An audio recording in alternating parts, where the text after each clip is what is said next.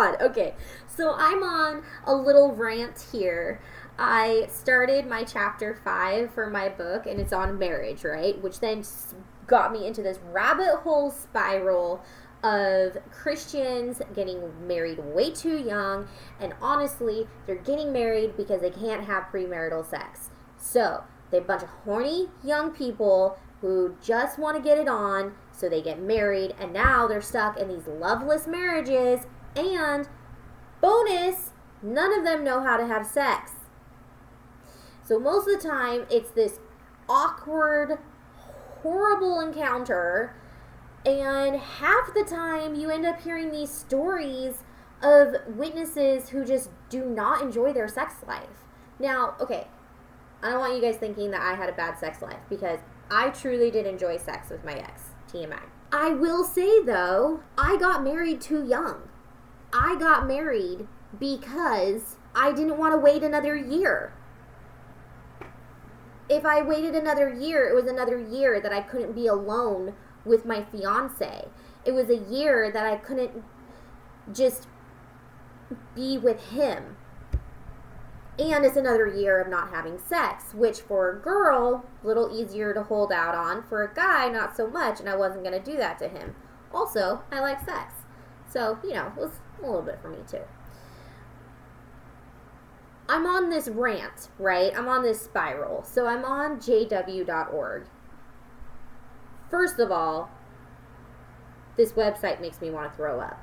Second of all, now that I'm not a Christian, it is hilarious to read scriptures. It's funny. Don't judge me. Back off. Okay? You guys are going to hate me. I technically just mixed 2 wines because I had this much left in another bottle. So I put that in there, and then I had this bottle left in there, and I was like, well, I don't want to waste it. I honestly don't know how old this is. It's been open for a while, so it may not be good anymore. Guess we'll find out. Okay, so anyways. Oh my god. Okay, so ExJW.org is talking about intimacy. They're so awkward. Have you watched Pillowgate, by the way? Please do. If you have not, go YouTube Pillowgate. Intimacy. The Bible says the husband should meet his wife's sexual needs, and the wife should do the same for her husband. Okay. When married, you can enjoy having sex without the anxiety and regret that are so often the sad consequences of premarital sex. I don't know about you, but when I had premarital sex, there wasn't any anxiety or regret. Stories to tell. Okay, this is where reading scriptures as a non-Christian is fan-freaking-tastic. Proverbs 7:22-23. Now, granted, this is out of the New World Translation, and who the hell knows what it actually says in the correct version, where it wasn't a bunch of high schoolers trying to translate Greek when they don't actually speak Greek. What? Did I just say that? Proverbs 7:22-23.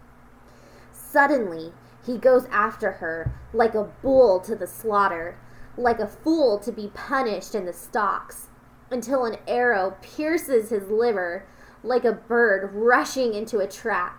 He does not know that it will cost him his life. What kind of vagina is on this girl? 1 Corinthians 7:8-9.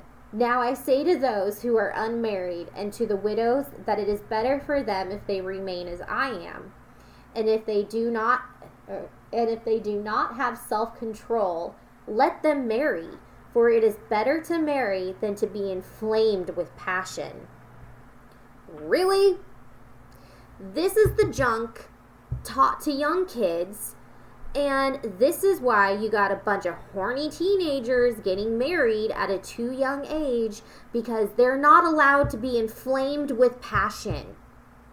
Better to get married and live in a loveless marriage or in an abusive marriage that you cannot leave And when you go to the elders and tell them about an abusive marriage, they'll encourage you to stick it out. Just hang in there. Leave it in the hands of Jehovah.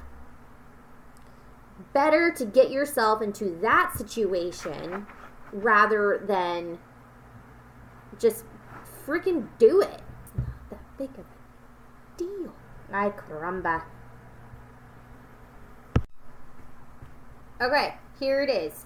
Watchtower 53. So this is way back in the very beginning. Not the very beginning, but way back when, right? And I'll find more too. But here it says right here, if the engagement period is too long for the couple to endure without cohabitation, then they should bring that engagement to a consummation as soon as possible and enter the legal marriage with its honorable rights. 1 Corinthians 7:9, quoted, "It is better to marry than to be inflamed with passion." Erg, I say, erg!